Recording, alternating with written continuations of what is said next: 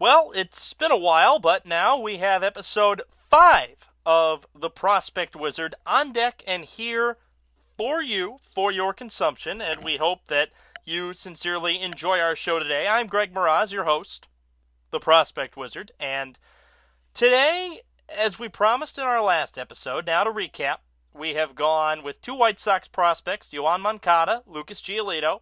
Then we went to Rockies' top prospect, Brendan Rodgers, and then Padres' top pitching prospect, Anderson Espinoza. Now, trades have been a key part in analysis of three of the four prospects that we have done so far, and that's the case with Yoan Moncada, Lucas Giolito, and Anderson Espinoza. All of them netted big league pieces, and one of the reasons why they netted big league pieces is that they're that important to a franchise's future. Now, we're going to begin this episode, which is our first dual Prospect Wizard. A reminder, if you want to check us out, if you have not before, check out our Facebook page, The Prospect Wizard. Follow us on Twitter, @Prospect Wizard. You can also search us on YouTube, Prospect Wizard. On SoundCloud, our audio version, Prospect Wizard. And we also have a new podcast that we want to cross-promote. Two of my good friends from college, two former Northwestern University baseball players, Nick Fryer and Mike Trucco. They have a new podcast called Seems Legit. They are baseball aficionados to the extreme. Nick is a writer for CSN New England. I'm sorry, Mike, I don't know exactly what you do. But I know, having known you, that you do it very well. So give them a follow at Seems Legit. That's SEAMS. Seems, like baseball seams. I think is pretty cool. See, you got seams. Yeah. I also have a baseball piggy bank. Don't know how much changes in here, but for those of you who are on the audio version, I just shook a baseball glove piggy bank at the screen. But in our first dual episode of The Prospect Wizard, we talk about two prospects in the same system who both came over in trades that made each of their respective trade partners World Series teams. We'll start first with the Cleveland Indians. Cleveland, they wanted something that was going to bolster their bullpen to help Cody Allen and the rest of that Indians pen dominate down the stretch, which that was the storyline of their season. They dominated in the bullpen down the stretch. So they went out and they got Andrew Miller, the do-it-all lefty from the New York Yankees. In exchange, a plethora of prospects back to the Yankees, with the main one being Clint Frazier. They also included a hard-throwing lefty by the name of Justice Sheffield. We'll get to him as well. The Chicago Cubs picked up Aroldis Chapman from the New York Yankees to help bolster the back end of their bullpen. And they sent a plethora of prospects back to the Yankees, the main one being shortstop prospect Gleyber Torres. And these are the two guys we're going to talk about today, Clint Frazier and Gleyber Torres. Now, we decided to do a dual one because they both arrived in the Yankee system at the same time, and they both are really essential to what the Yankees are trying to do, and that's focus on something that they've never really done, and that's build a franchise through their farm system from the ground up. We know the New York Yankees of my childhood, of probably everybody else's childhood who is watching or listening to this, as the team that is just going to go out and buy everybody. And when you have the pedigree to do so, it usually works. But the Yankees have fallen on hard times in terms of staying consistently competitive since they won their last World Series in 2009. Most of their, in fact, all of their core four has retired. Rivera's retired, Jeter's retired, Andy Pettitte has retired, and Jorge Posada has retired. So the four guys that brought them so much of their success, gone. And they didn't really have a lot foundationally that you say could reprise that core. Mark Teixeira was a very productive player for a lot of years, but he has obviously decided to retire. Brian McCann was not somebody that panned out in any shape or form in the way that they would have wanted. Jacoby Ellsbury, I don't consider to be a premier franchise-type player. Yeah, he's a great center fielder and somebody that's going to be a consistent bat at the top of your lineup, but obviously not somebody who you want to say, I'm going to build my franchise around this guy. So Brian Cashman understood that the time came to unload everybody, A-Rod included, to start over.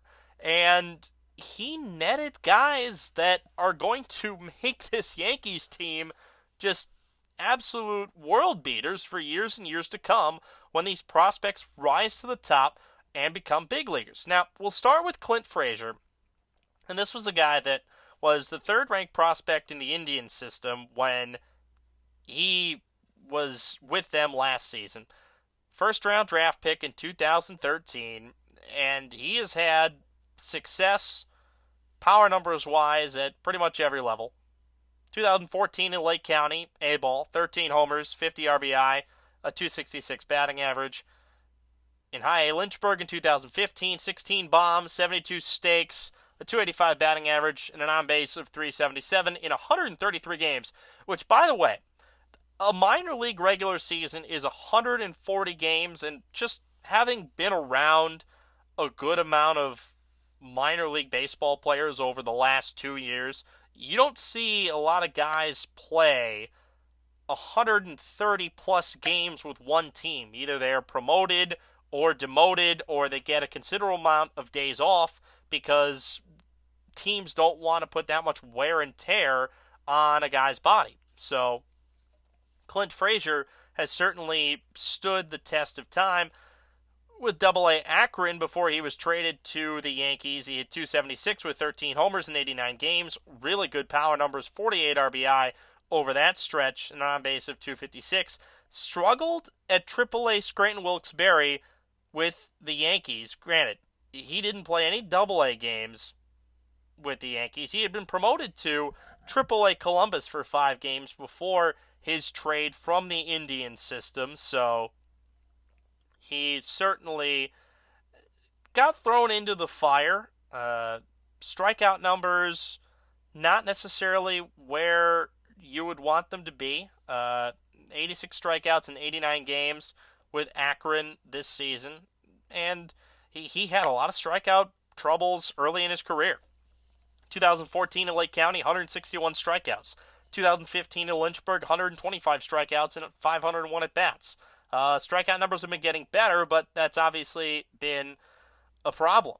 So he's got great bat speed. His raw power, according to MLB Pipeline, is among the best in the minor leagues. And they think that his ceiling is a consistent all-star. But what needs to be proven from Clint Frazier is that he can hit for a consistent average. You look at his numbers batting average-wise, and since he has been at Double-A level or above, which has really only been one season, he hasn't hit above .280. The power numbers are good, but they're not to the point where you're going to say, I want this guy in the lineup every day at the major league level. I think if you have a batting average of .280, maybe .285 at the AAA level, you can be accepting of a guy who hits .240 at the big league level with 15 home runs, 20 home runs. Where is that line between power and unnecessarily low batting average? Where is the line that you say, all right, I can accept this guy's power even though his batting average is not where I want it to be? And where is the line that says, this guy's got great power, but his batting average, he's too big of a hole in the lineup? So Clint Frazier will start this upcoming season at AAA, as he should, and I think that the Yankees give him probably a half a season in Scranton Wilkes-Barre to figure everything out in terms of how productive he can be on a consistent basis. really good center fielder, good arm. There's a lot of upside with Clint Frazier. And he will be a big leaguer for many years to come. It's just a matter of, for a guy who, again, you got to remember, high school draft pick in 2013, we're going into 2017, he's not going to turn 23 until next September. No need to rush this guy. The Yankees are not going to be that competitive anytime soon. Now we'll go to Gleyber Torres, who is only 20 years of age, but he has been putting up consistently good numbers in the minor leagues ever since he was signed out of Venezuela. He was the 2015 Midwest League Prospect of the Year playing for the South Bend Cubs. Hit .293 in 119 games, 62 RBI, only 3 home runs, but 62 RBI over the course of 119 games, that is a really good number for somebody at the A-ball level. 22 stolen bases, got caught stealing 13 times, on base at 353. Really good stuff. Started the season in High A Myrtle Beach this season in the Cubs system. Hit .275. Power numbers increased. 9 homers, 47 RBI in 94 games. You got to remember, the Midwest League, it's very hard to hit home runs in the first 2 months of the season just based on how cold everything is. I mean, I went to college in the Midwest. I spent 2 years in the Midwest League. It is not easy to hit in April and May. It just simply isn't. And guys who are used to playing in warm weather all the time, they are not going to be comfortable playing in that environment in April and May. And when you really think about it, at the minor league level, there are not many places, not many leagues, I should say, where you're playing in consistently cold weather for April and May. Most leagues, the Carolina League, the California League, the Florida State League, you're playing in some relatively warm weather environments for the entire season. Really, the only place that you get is consistent cold environment for the first 2 months of the season is the Major League level, when you're playing in the New Yorks, the Chicagos, everywhere else in the Northeast, Boston, some trouble in Detroit at times, Kansas City, St. Louis, all these Midwestern and Northeastern cities where they experience real winters. So you can understand how hard it is to hit home runs at that point. Gleyber Torres traded to the Yankees. With the Tampa Yankees, he had .254 in 31 games, .341 on base. So for an average of .254 to have an on-base percentage of .341, I think is fantastic. Just, it shows the ability. He drew 16 walks in 122 at-bats, only 23 strikeouts. So the guy knows how to get on base. You want an on-base percentage that's higher than .341, but if your differential between your on-base percentage and your batting average is close to 100 points, then that shows that even if you're struggling to have a consistent success at the plate, you're still going to be able to get on base when your team needs it. Gleyber Torres, he is a whiz defensively at the shortstop position. I think that it cannot go unstated for the number 2 prospect in the Yankee system, the number 6 overall shortstop prospect, and the 17th ranked prospect overall in baseball by MLB Pipeline, that he is going to be a major league shortstop of the future. And one of the reasons why the Yankees were so enticed by him is that he could potentially be that guy to replace Derek Jeter for years and years and years to come at that shortstop position. And one of the reasons why Gleyber Torres was expendable to the Cubs is that they picked up Addison Russell from the Oakland Athletics at 21 years of age. He was in the big league lineup in 2015 with the Cubs and was their shortstop all of 2016 through their World Series year, and is going to be their shortstop for years and years to come. So Gleyber Torres is a huge gain for the Yankees because he is that 5-tool type guy at shortstop that you've been expecting for a while if you're a Yankee fan, considering that your standard for shortstops is Derek Jeter, and Torres may end up having better power than Derek Jeter. He's not a huge guy. He's 6'1", 175. This guy is not somebody who is going to be that overwhelming in terms of his physical stature, but he doesn't need to be. He needs to be a consistent, contact-hitting shortstop who plays great defense, and that's what he is right now. And if his power numbers can improve, then I think that's just a bonus. So, Gleyber Torres could start in Double-A. He could end up back in High A with the Tampa Yankees if he starts with the Trenton Thunder at age 20. All power to him.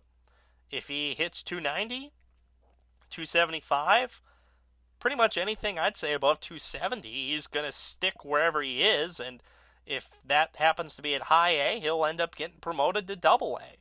But I don't think, like I said with Clint Frazier, with the Yankees not really in a stage to be competing for division titles when you still have the likes of Boston, who is going to be loaded in terms of their rotation, Toronto, who minus Edwin Encarnacion is returning the majority of their lineup, plus a good amount of their rotation, and Baltimore, who's going to be as competitive as ever. It's going to be hard for the Yankees to compete with those teams in the division. So, obviously, I think Gleyber Torres is somebody to keep an eye on for cracking the big league level in the year 2018. He'll be in the minors all this year, but next year, he will certainly be somebody to keep an eye on going forward. That does it for episode 5 of Prospect Wizard, and as we like to do, we will give you a little sneak peek into our next episode. This was a dual episode, so it went a little bit longer than most of ours have been going. 5-tool guys are something that is seen as invaluable, and while the Indians traded away 2 of their top 3 prospects, including Clint Frazier, to get better for the short term, they kept their top guy, who I think is the closest thing to a 5-tool outfielder that you're going to find, and that is Indians center field prospect Bradley Zimmer, who we will talk about on the next episode of The Prospect Wizard. Thanks for tuning in. We'll talk to you next time.